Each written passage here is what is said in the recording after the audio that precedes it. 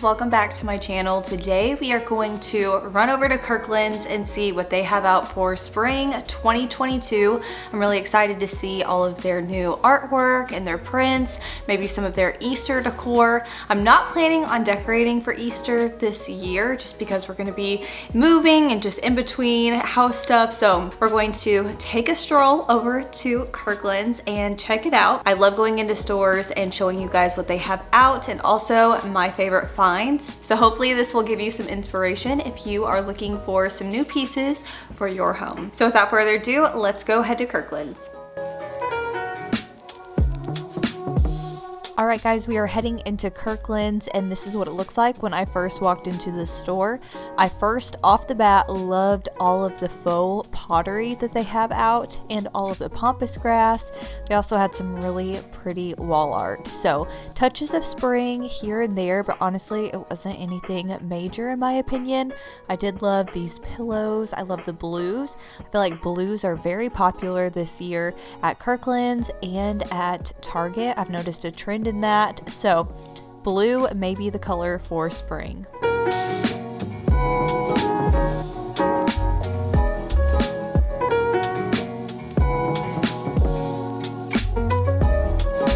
I loved this black lamp. I love the shape of it and the size, so I'll probably be coming back for that for our new house.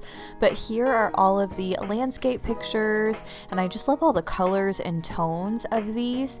I didn't pick up any, but I loved this section. I like the pillows and again, all of the faux pottery. If you stay tuned to the end, we are going to DIY some pottery because I was so inspired by these vases, but I just couldn't pay the price. Even when they are on sale, they were still a little bit pricey in my opinion.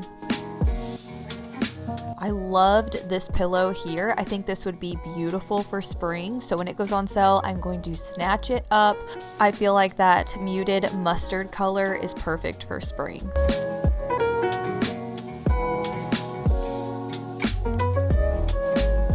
Okay, now we're heading into the spring and Easter section. So they had a little bit out, not a ton. I did love these little rabbits. I think they would be really pretty on an entryway table or something. I think that's a good touch without being overwhelming. I don't plan on decorating for Easter this year, but I do want to do lots of pretty florals. And they always have the most realistic floral stems, especially the tulips. So I do love those. They had them in white, pink, and yellow. As far as their everyday regular home decor, they had some office decor with faux leather that I thought was really neat. And they also had several different place settings and tableware and serveware options out. Nothing really screamed spring to me, but it's all just very neutral and pretty. I also loved all of their candlesticks, and they even had this beautiful jute rug that I'm planning on getting for the new house. I thought it was beautiful. I thought it was a really good price point as well. I've seen these rugs anywhere from $40 plus, so when it goes on sale, that'll be a really good deal.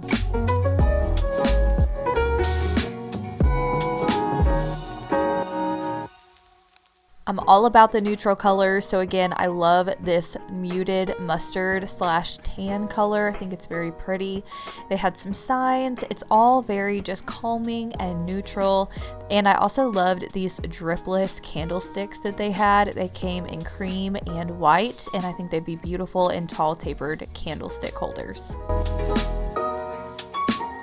Back home from Kirkland's. It was such a fun day shopping. We also went to Home Goods, shopped around there, and I found some really cool glass organizers with wooden lids that I'm going to be doing in a pantry video really soon.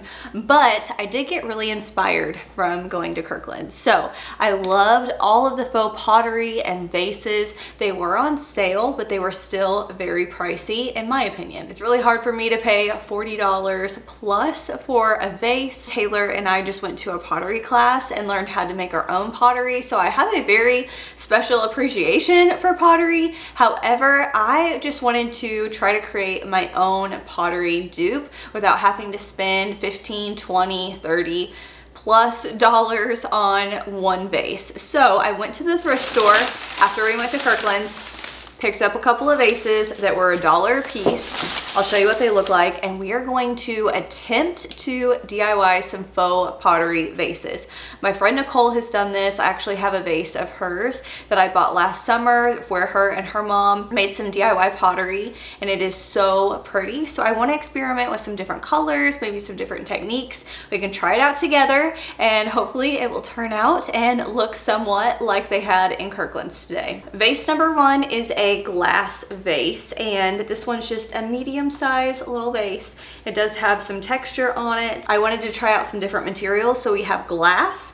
We also have this vase, vase number 2, which is a ceramic vase, and it's a little bit smaller than the first one. I'm gonna put some really pretty floral stems in here. Might even just have them sitting out if they turn out well. We'll see. And then the third one is my favorite. This one looks like a little crock. Here's a close-up of the vases. This one isn't a clear glass color. It kind of has a little tint to it, which is really pretty, honestly, but we're going to just experiment with this one being glass and see how well the paint sticks to it and all of that. Here is the next vase, and this one, it has a smooth finish, even though it has a pattern on the vase. So I'm curious to see how well it sticks to like a shiny ceramic coat. And the third one has a very similar texture. It's really shiny as well, and it has a pretty flat finish, except for the back does have a little bit of texture down below, which is no big deal. I'll have to remove these little pieces down here. That way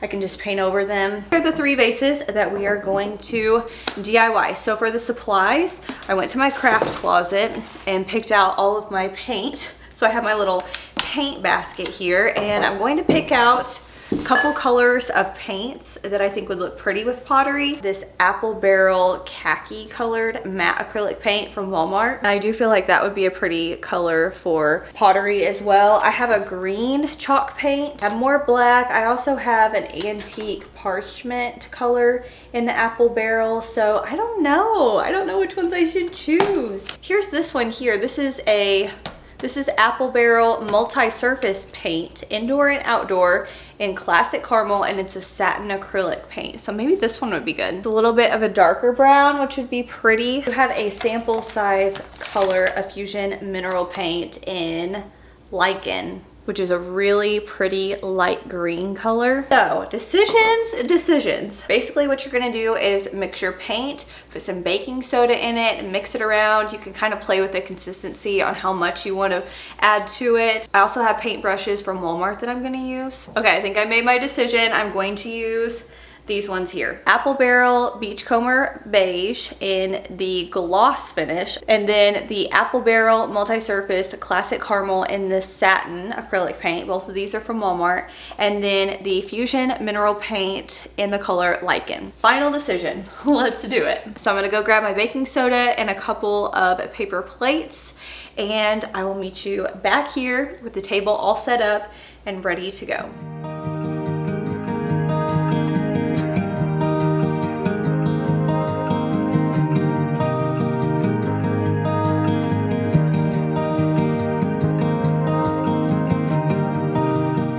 All right, now we're getting started painting the vases. So I'm just adding the paint color of choice, and I'm adding in some baking soda to the paint, stirring it up, and then I'm just going to start layering on the paint. So for this one, I made the paint a little too watery. I should have added a little bit more baking soda. So you can see the first layer was dripping a little bit.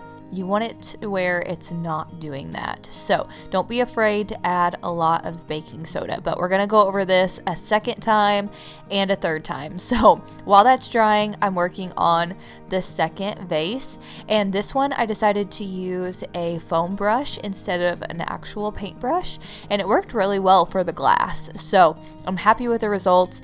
This was a chalk paint, the Fusion Mineral Paint in Lichen, and adding the baking soda to it made it super thick. So I had to use a lot of paint. That was the only downfall.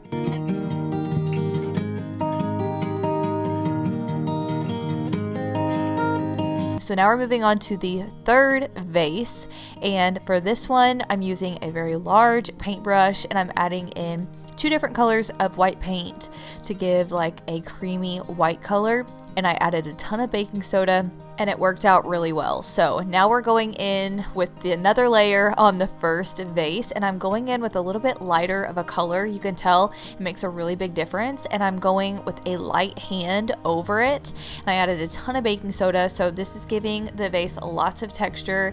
It's hiding any of the pink that might be popping through. So I love this technique, and this little paintbrush was very coarse and it was my favorite to work with. So the last step, I took some of the white paint from the last vase and I just brushed it on that texture, and it just made it pop. This really gave it that faux pottery worn-in look that I was going for. So love that. Now we're working on the red vase, which it's almost completely covered now, thank goodness, and each layer that I did created more texture. So all of the vases took about 3 coats to really get that faux pottery, really textured look that I was going for. And then to make this one look a little bit aged, I took a little bit of that tan color and roughed it up on there. For the green base, I took some of the tan and put it on top of there as well. Once I finished it, I didn't love how it was looking, so I tried to add some white. Didn't love that either, so I figured I was going to scratch the green all together and do it brown instead. So that's what I did. I did the whole thing brown like the first base and then went over it with the white, and I love how it turned out. So here is what they looked like the next day after they were completely dried. They didn't chip or peel or anything like that. They were so pretty and so easy to do. My favorite one is this red one, such a transformation. And so much more affordable too. So now I'm going to style these pieces. I have some faux floral stems and I'm just going to place them in the faux pottery, and totally gives the Kirkland's look that I was going for. So I'm going to show you how I style them in my home. First, I'm going to place the last pot with a faux plant from Target, and I just happened to grab it and it was the perfect fit. So I was so happy. It totally elevates the plant. So let's go style these in the living room. First, I'm going to style the faux plant, and I'm just placing it on a plant stand. So simple, but so pretty and gives it so much more texture. I also wanted to style this on my bookshelves in the living room to show you how it could be styled on a shelf. So I just have it styled next to some books, and I love the life and the texture that it gives there too. For the other ones, I'm placing them on a console table that didn't have anything on it, and I figured it would just kind of spruce up this space, and I'm pairing these together and kind of layering them. So love these. Thank you guys so much for watching today. If you liked it, make sure to give this a thumbs up. Don't forget to subscribe if you like DIYs and shop with me's and dupes for home decor. Thanks for watching, and I'll see you in my next one. Bye guys.